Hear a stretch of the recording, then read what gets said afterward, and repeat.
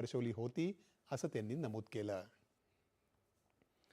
परराष्ट्र मंत्री doctor S Jaishankar यांनी आज मॉरिशसमधील पोर्ट लुई इथं हिंद महासागर परिषदेच्या निमित्तानं विविध देशांच्या नेत्यांसोबत द्विपक्षीय बैठका घेतल्या.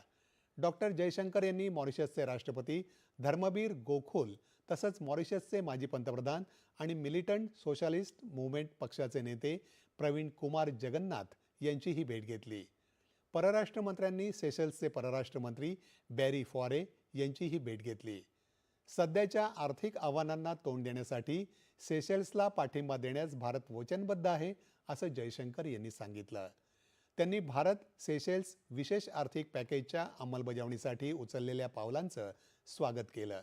या व्यतिरिक्त त्यांनी भूतानचे परराष्ट्र मंत्री DN ढुंगेल यांच्याशीही संवाद साधला.